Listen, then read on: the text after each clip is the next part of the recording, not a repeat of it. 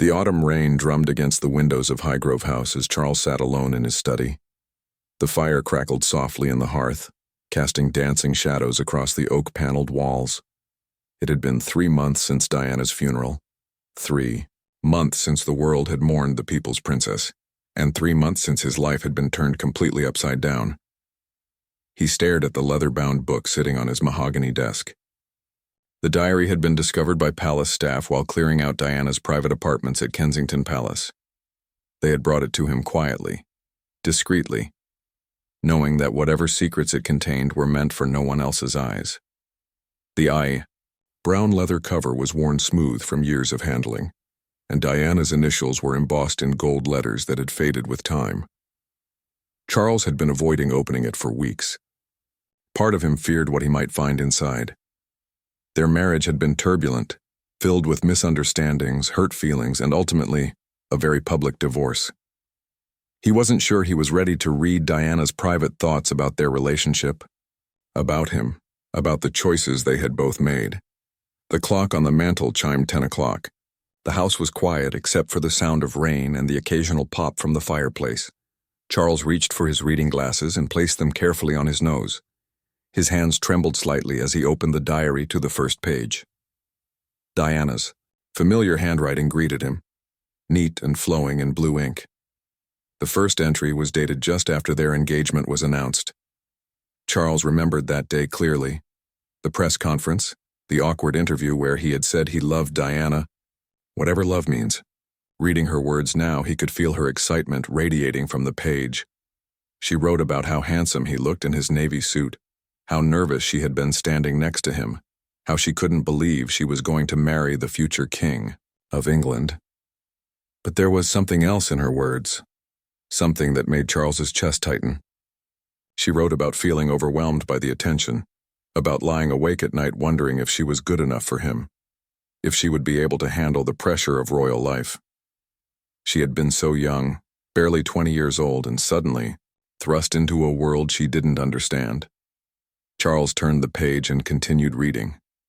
The entries from their engagement period painted a picture of a young woman desperately trying to please everyone around her. She wrote about losing weight because she thought it would make her more attractive, about studying royal protocol late into the night, about practicing her wave in the mirror until her arm ached.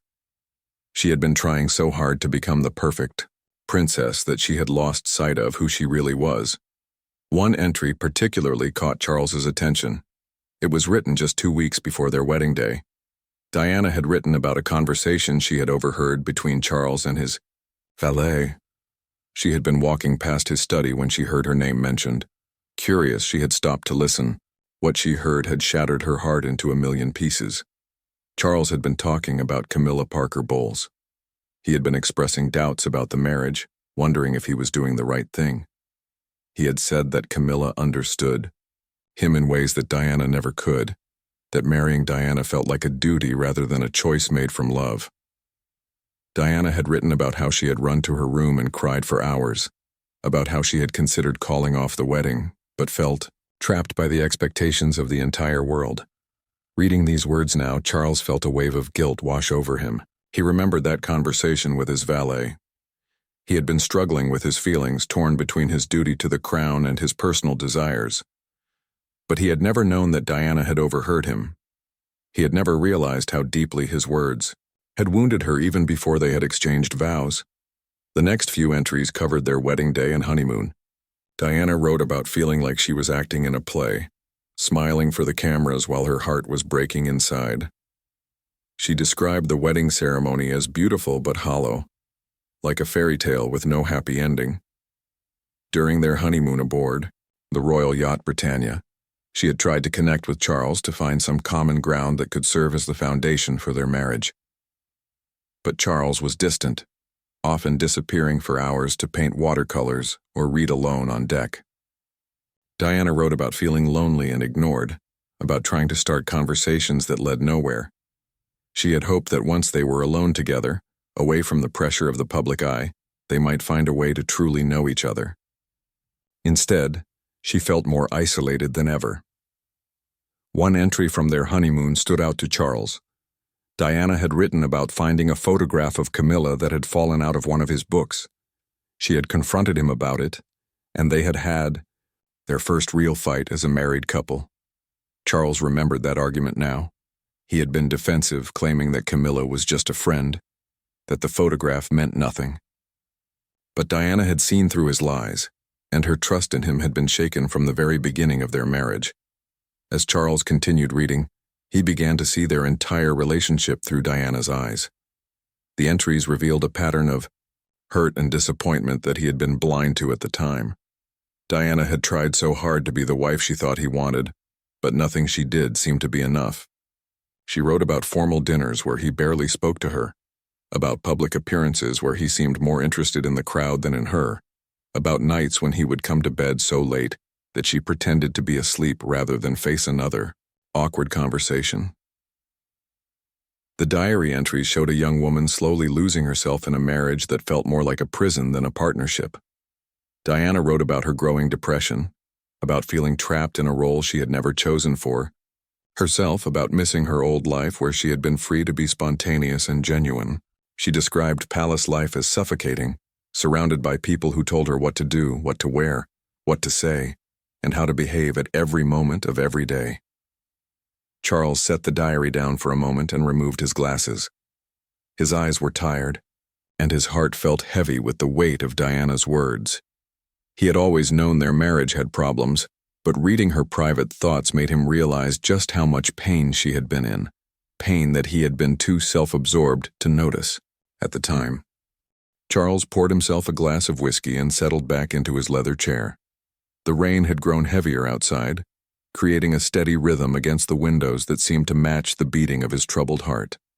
He opened the diary again, turning to entries written during the early years of their marriage when William was just a baby. Diana's handwriting had changed slightly. The neat, careful script of her youth had become more hurried, more emotional. The entries from this period revealed a woman struggling with postpartum depression while trying to navigate the demanding world of royal motherhood. She wrote about feeling completely alone during those long nights when William would cry for hours, and Charles would be away on official duties or locked away in his study working on his speeches. One entry particularly struck him. Diana had written about a night when William had been running a high fever. She had been pacing the nursery for hours, trying to comfort their son while waiting for the doctor to arrive. She had called for Charles repeatedly, but he had been in an important meeting with government officials and couldn't be disturbed. Diana wrote about feeling abandoned and terrified, wondering what would happen if something serious was wrong with their baby, and she had to face it alone. Charles remembered that night now. He had been briefed about a trade dispute that required immediate attention, and his private secretary had insisted the meeting couldn't wait. When he finally made it to the nursery hours later, William's fever had broken and Diana was sleeping in the chair beside his crib. He had assumed everything was fine, and had quietly left without waking her. He had never realized how frightened and alone she had felt during those crucial hours. The diary entries continued to reveal Diana's growing isolation within the royal family. She wrote about formal family dinners where conversation flowed around her as if she wasn't there, about holiday gatherings at Balmoral where she felt like an outsider looking in. The Queen Mother, in particular, seemed to disapprove of everything. Diana did. Her casual approach to protocol, her natural warmth with staff members, her desire to modernize certain royal traditions, all of these things were met with cold disapproval from the older generation of royals. Diana wrote about feeling like she was constantly being judged and found wanting. She described palace life as walking through a minefield, never knowing when she might accidentally step on something that would explode in her face. The constant criticism from palace staff about her clothes, her schedule, her choice of friends, and even her parenting style had slowly eroded her confidence until she barely recognized herself anymore. One entry made Charles pause mid-sentence. Diana had written about discovering love letters between Charles and Camilla, hidden in his desk drawer. She had been looking for a pen to write a thank you note when she found them tucked beneath some official papers. The letters were recent, written during their marriage, filled with intimate details and romantic language that Charles had never used with Diana. She described reading those letters as the moment she realized her marriage was truly over, even though they would continue to live together for several more years. She wrote about confronting Charles about the letters, about the terrible fight that followed, about his anger at her for going through his private things rather than any remorse. For his betrayal, Diana had poured her heart out on those pages, describing the pain of knowing that her husband was in love with another woman and had been throughout their entire marriage. Charles remembered that confrontation vividly. He had been furious with Diana for invading his privacy, for reading correspondence that wasn't meant for her eyes. But reading her diary now, he could see how devastated she had been. She had written about crying herself to sleep for weeks afterward, about the humiliation of knowing that their entire marriage had been a lie, about feeling like a fool for ever believing that Charles might learn to love her. The entries from this period showed Diana's transformation from a hopeful young bride into a woman who felt trapped and betrayed. She wrote about turning to friends for comfort, about finding solace in her charity work because it gave her a sense of purpose that her marriage lacked. Her involvement with various causes wasn't just about public duty.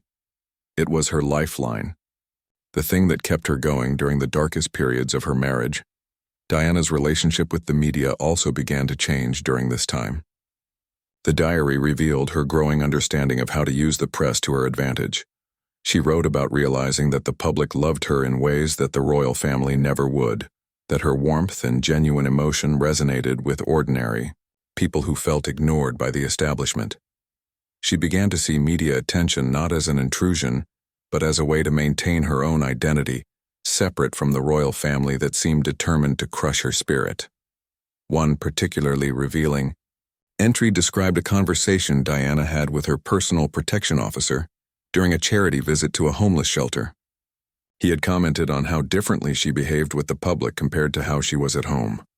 Diana had written about this observation, noting how she came alive when she was helping others, how natural and comfortable she felt when she was away from the palace and its suffocating protocols.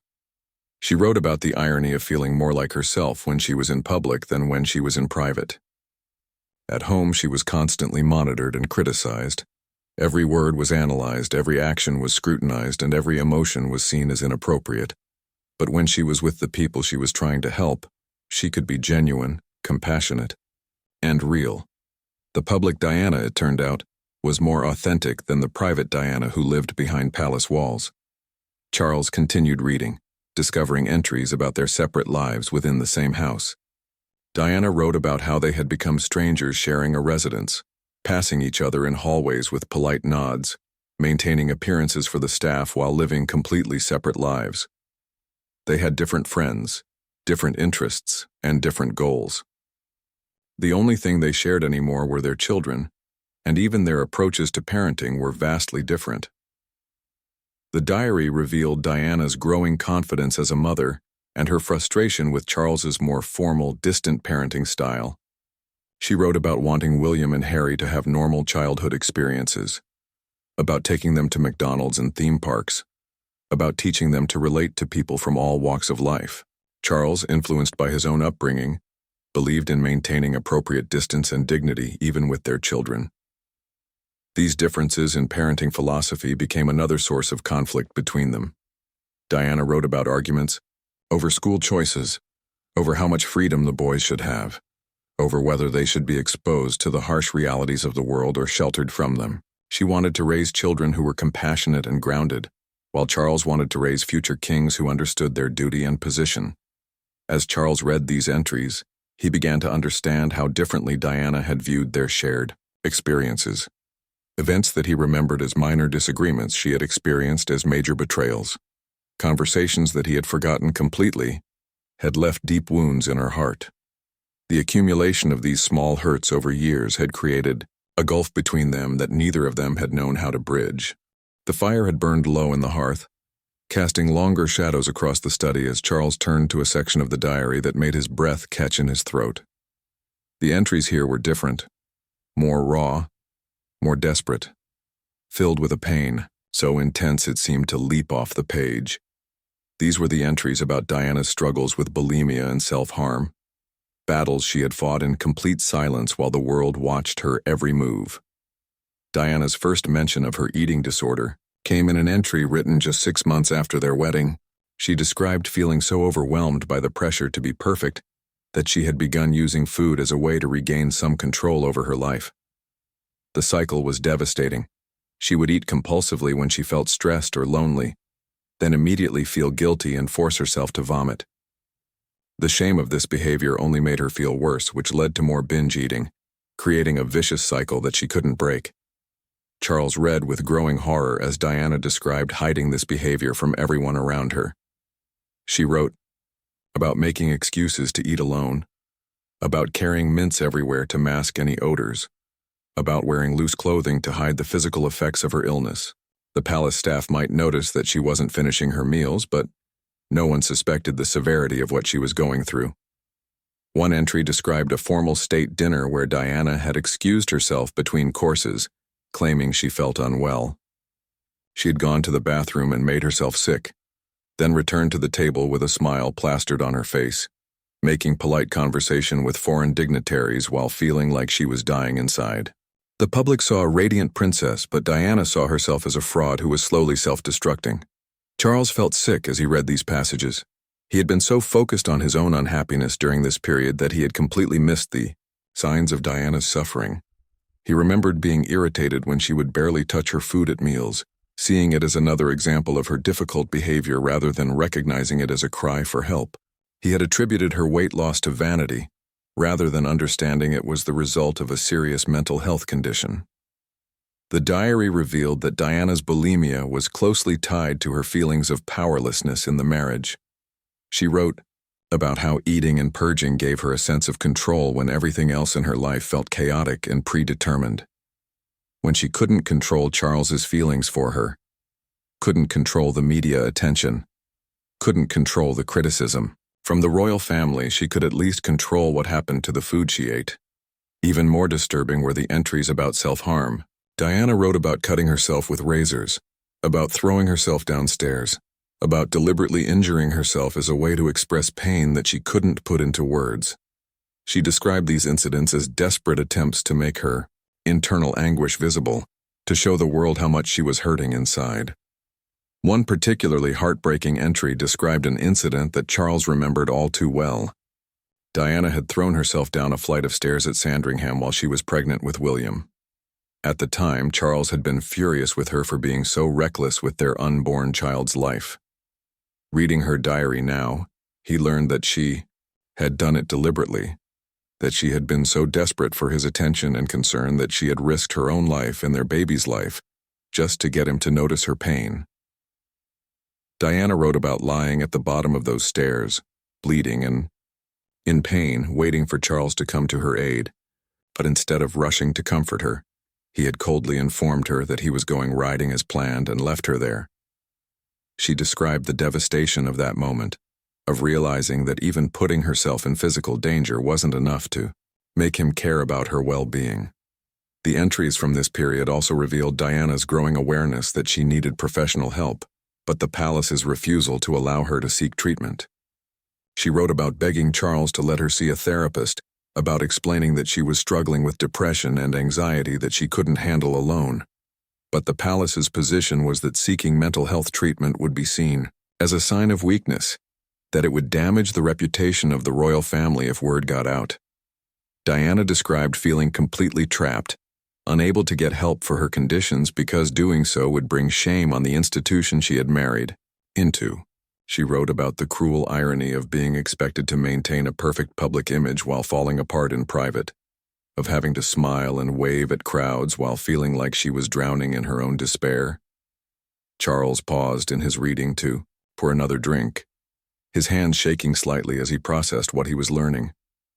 He had always known that Diana had struggled with eating issues, but he had never understood the full extent of her suffering or how directly it was connected to their failing marriage. He had seen her behavior as manipulative rather than recognizing it as the desperate actions of someone who was seriously ill. The diary entries continued to chronicle Diana's isolation and desperation. She wrote about nights when she would walk the halls of Kensington Palace for hours, unable to sleep, feeling like a ghost haunting her own life.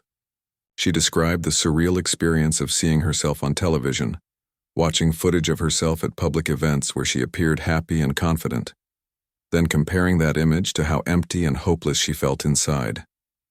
One entry particularly struck Charles because it was written on his birthday. While he had been celebrating with friends and family, Diana had been alone in her room, writing about feeling like an outsider in her own marriage.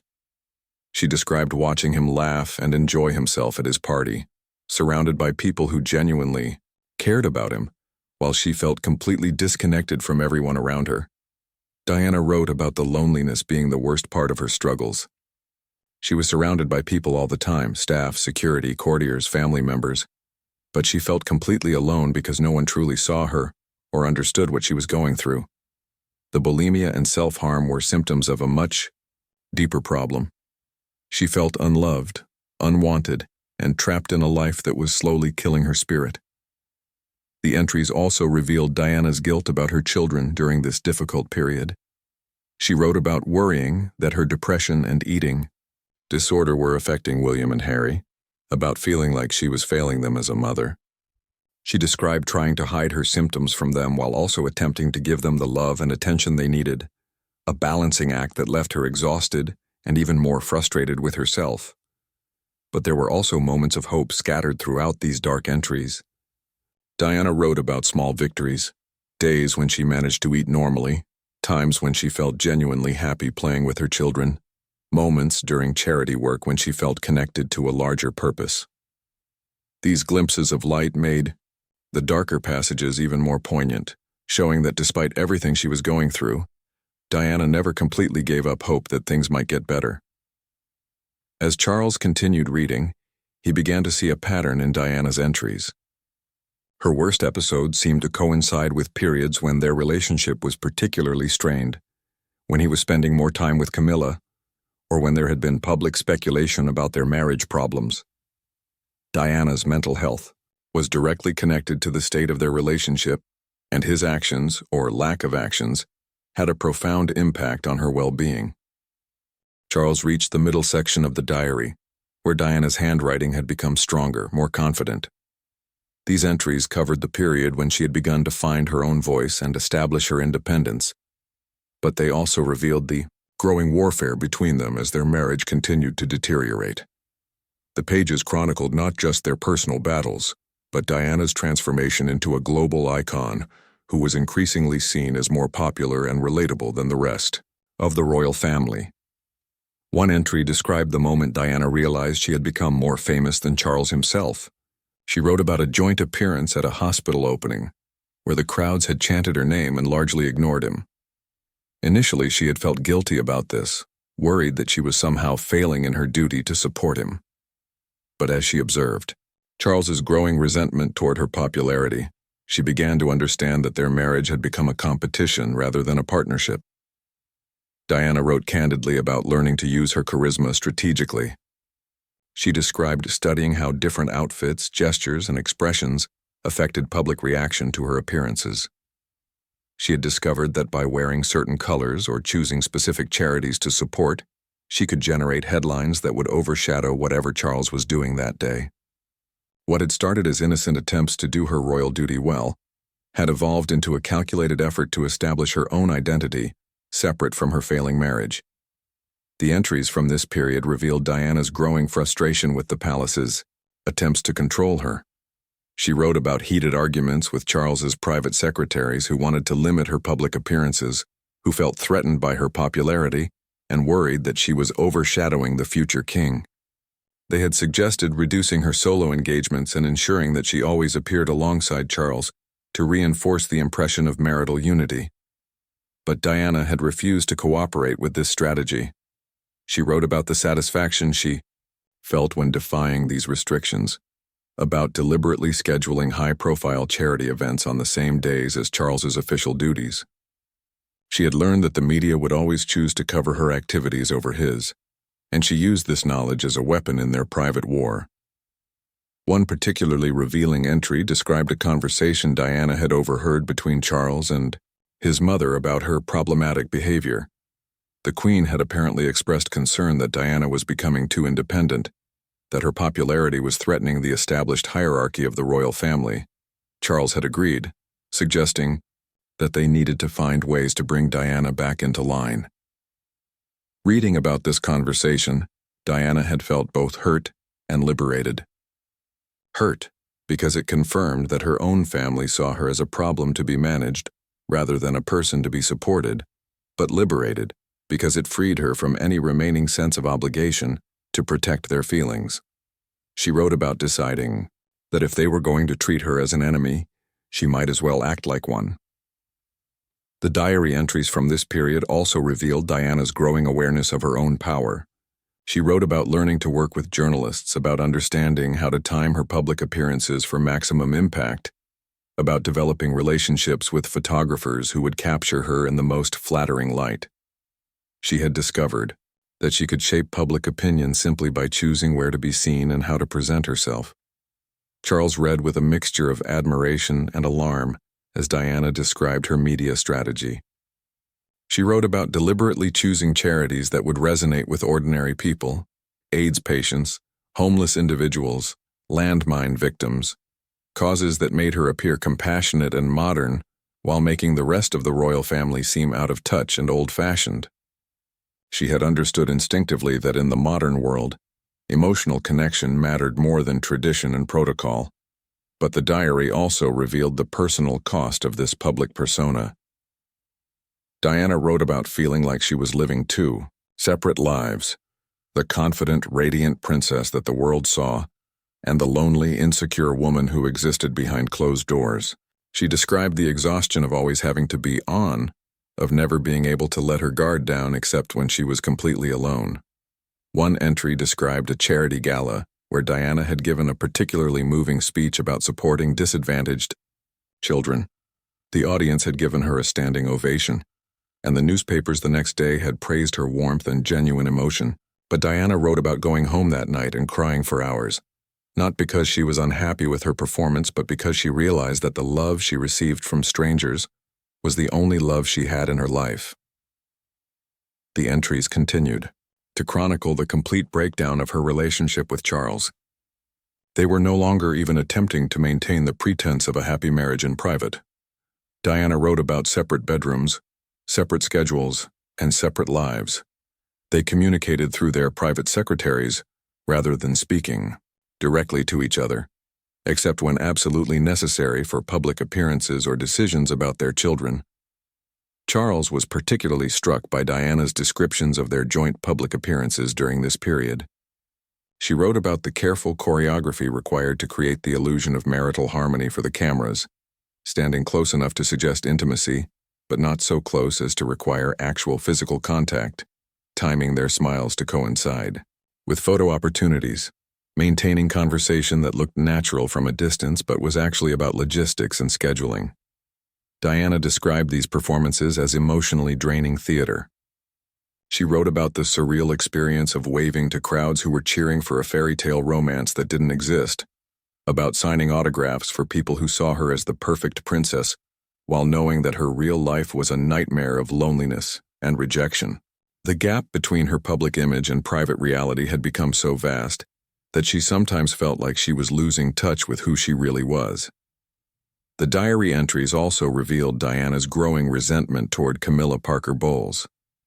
She wrote about seeing newspaper photos of Charles and Camilla at social events, about knowing that while she was performing royal duties alone, he was spending time with the woman he actually loved.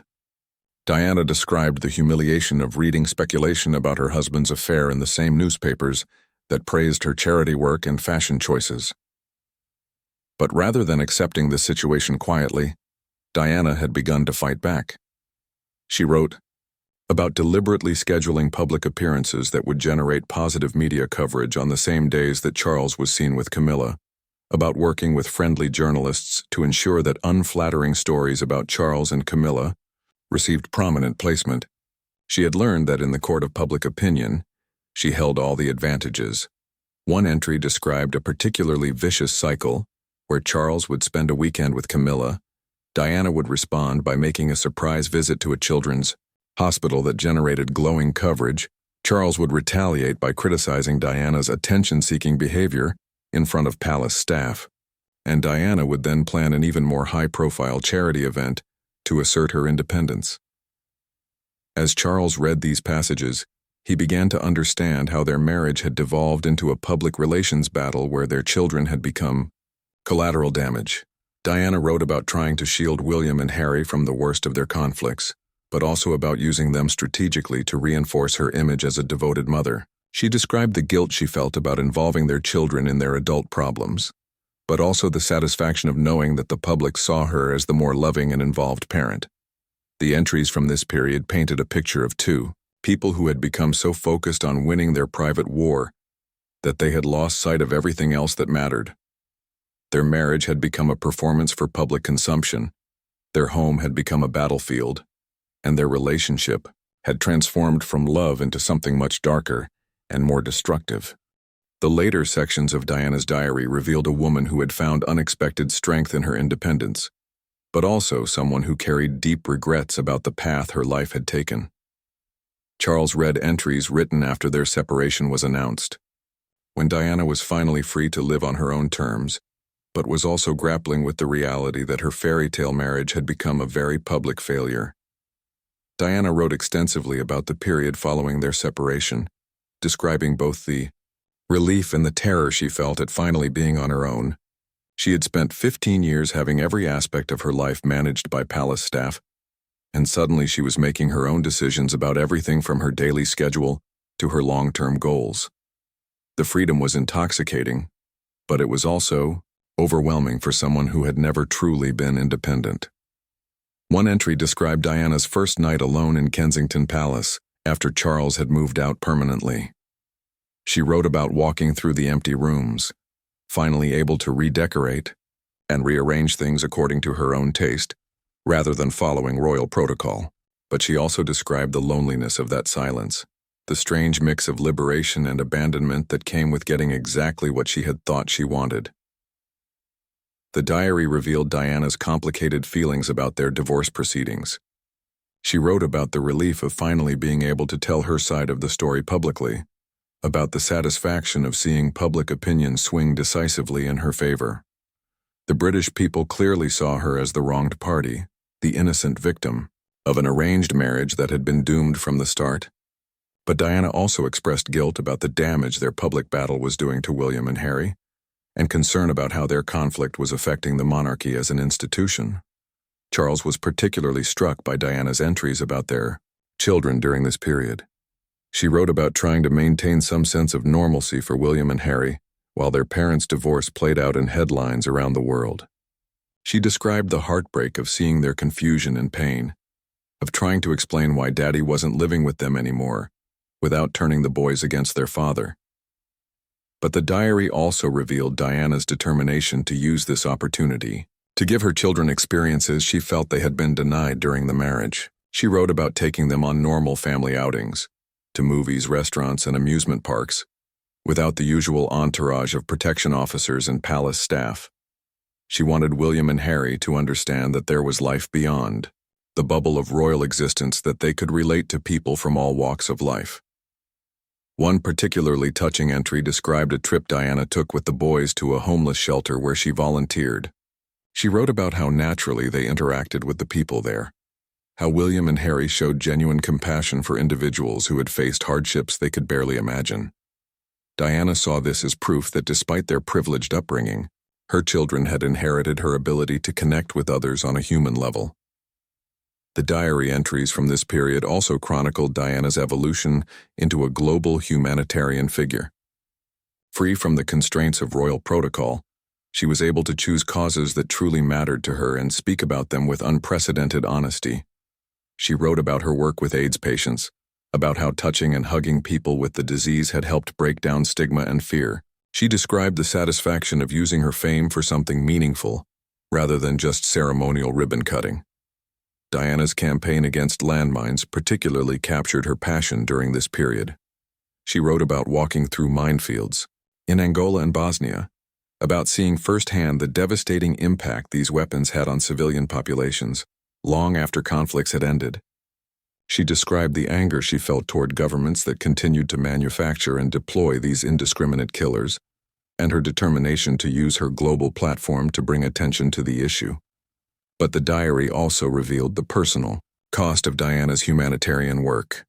She wrote about the nightmares that followed her visits to war zones, about the images of injured children that haunted her sleep. The emotional toll of constantly confronting human suffering was enormous, but Diana felt that her privileged position gave her a responsibility to bear witness to these tragedies and advocate for change. Charles was surprised to find several entries where Diana wrote about him with something approaching sympathy. She described understanding in retrospect some of the pressures he had faced during their marriage. She wrote about recognizing that he had been trapped by duty and tradition, just as she had been, forced into a marriage that served the institution rather than their personal happiness. She even expressed some regret about how publicly she had aired their private grievances. One entry, written on what would have been their wedding anniversary, was particularly poignant. Diana reflected on the young people they had been when they married, about the impossible expectations that had been placed on both of them. She wrote about wondering what might have happened if they had been allowed to get to know each other properly before the engagement, if they had been given the space to build a real relationship rather than performing one for public consumption. But these moments of reflection were balanced by Diana's growing confidence in her own abilities and judgment. She wrote about learning to trust her instincts, about discovering that she had been right about many things that palace advisors had told her to ignore. Her popularity with the public hadn't been accidental or superficial. It had been based on genuine connection and authentic emotion that resonated with people who felt ignored by traditional institutions. The diary entries also revealed Diana's complicated relationship with the media during this period. She had learned to use journalists strategically, but she was also increasingly frustrated by the invasion of privacy that came with constant attention. She wrote about the impossible balance between needing media coverage to support her charitable causes and wanting some basic privacy for herself and her children. One entry described a particularly intrusive incident where photographers had used telephoto lenses to take pictures of Diana and her children during a private vacation.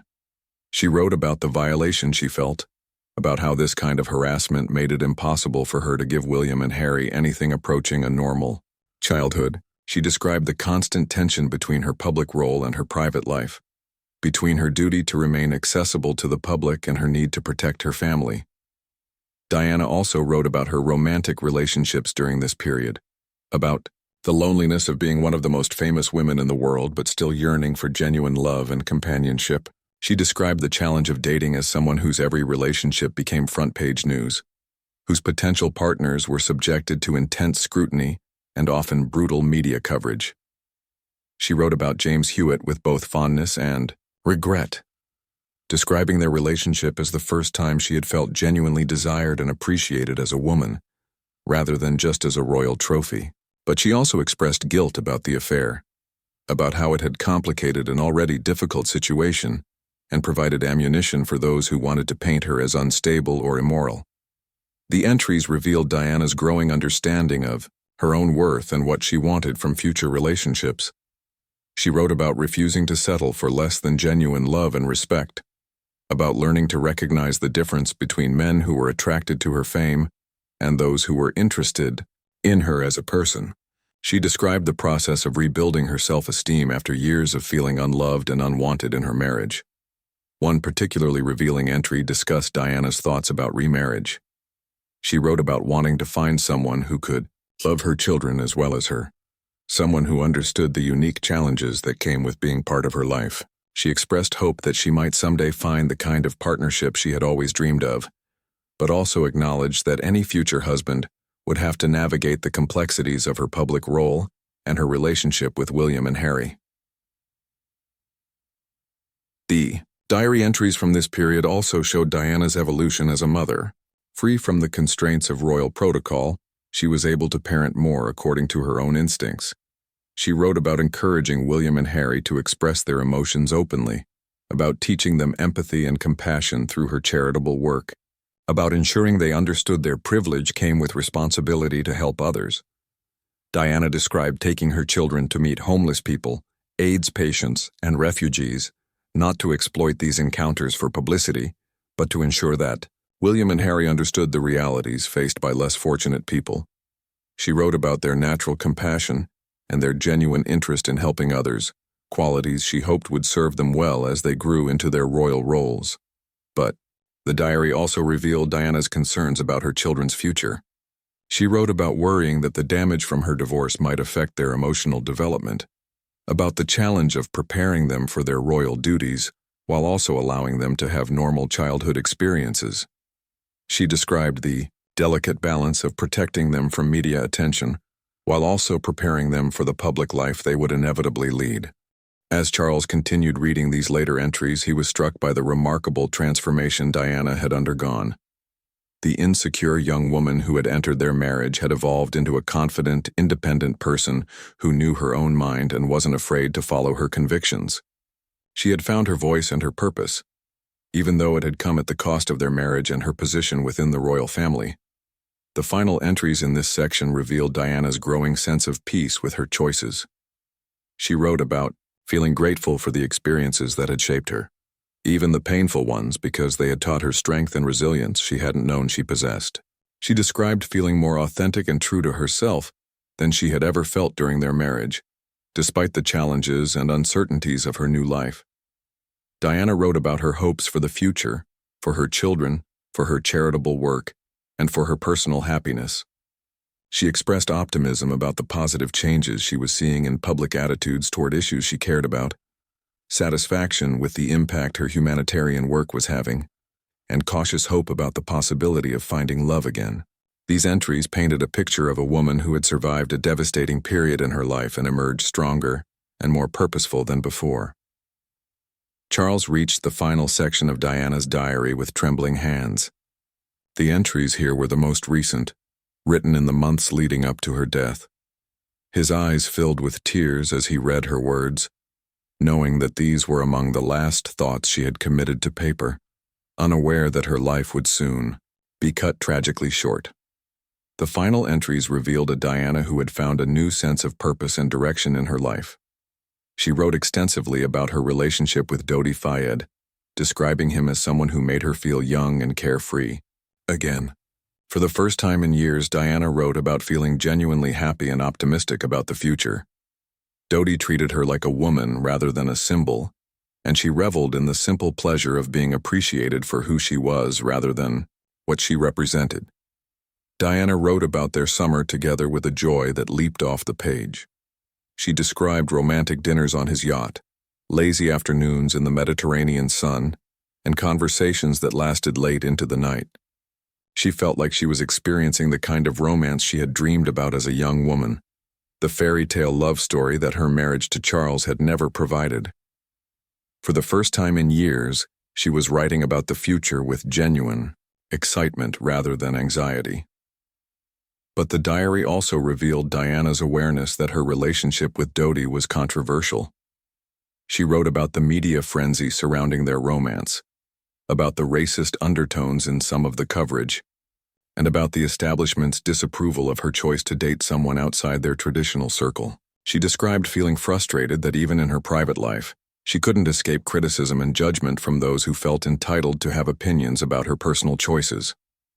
One entry described a phone conversation Diana had with William about Dodi. She wrote about how mature and understanding her son had been, how he had told her that he just wanted her to be happy. William had apparently asked thoughtful questions about Dodi and had shown genuine interest in getting to know him better. Diana wrote about feeling grateful for her son's support and proud of the young man he was becoming. The entries also revealed Diana's continued commitment to her humanitarian work, even as she was finding personal happiness. She wrote about plans to continue her landmine campaign, about new projects she wanted to develop to help disadvantaged children, and about her desire to use her global platform to bring attention to causes that mattered to her. She had found a way to balance her public mission with her private contentment. Charles was particularly moved by an entry where Diana reflected on their relationship with surprising forgiveness. She wrote about understanding that they had both been victims of circumstances beyond their control, that their marriage had been arranged to serve institutional needs rather than personal happiness. She expressed hope that they might someday be able to have an amicable relationship for the sake of their children, that the bitterness and anger that had consumed them for so many years might eventually heal. Diana wrote about wanting William and Harry to have positive relationships with both their parents, about hoping that Charles would find happiness with Camilla if that was what he truly wanted. She described feeling like she had moved beyond the anger and resentment that had dominated her life for so long, that finding her own happiness had freed her from the need to punish others for past hurts. One of the final entries described Diana's thoughts about remarriage. She wrote about discussing the possibility with Dodie, about how they had talked about building a life together that would blend their different worlds. She expressed excitement about the prospect of having more children, about creating the kind of loving, stable family environment she had always wanted but had never experienced in her marriage to Charles. But the diary also revealed Diana's concerns about the challenges such a marriage would face. She wrote about the media attention that would inevitably follow any wedding, about the security implications of marrying someone with Dodie's background, and about the potential impact on William and Harry's relationship with the royal family. She was realistic about the obstacles they would face, but optimistic about their ability to overcome them together. The very last entry was written just days before her death. Diana described feeling more at peace with herself and her life than she had felt in years. She wrote about looking forward to the autumn, about plans she and Dodie had made for the coming months, about her excitement for William and Harry's return to school, and the stories they would have to share about their summer adventures. She wrote about feeling grateful for the journey that had brought her to this point, even though it had been painful and difficult. Diana described herself as a different person than the young woman who had married Charles 20 years earlier. Stronger, wiser, more confident, and more aware of her own worth. She felt like she had finally found her true self and was excited about the future she was building. As Charles read these final words, tears began streaming down his face. The woman described in these pages was not the unstable, attention-seeking person that palace advisors had often portrayed. She was someone who had survived enormous challenges and had emerged with her compassion and humanity intact. She had found love again, had maintained her commitment to helping others, and had never lost sight of her role as a devoted mother to their children. Charles closed the diary and sat in silence for a long time. The fire had burned down to embers, and the rain had stopped, but he barely noticed these changes. He was overwhelmed by the realization of how badly he had failed Diana, how completely he had misunderstood her needs and feelings throughout their marriage. The woman he had dismissed as difficult and demanding had been fighting battles he had never bothered to acknowledge or understand. He thought about all the opportunities he had missed to support her, to show her the kindness and understanding she had desperately needed. He remembered moments when she had reached out to him for help, when she had tried to explain her struggles, when she had begged for his attention and affection.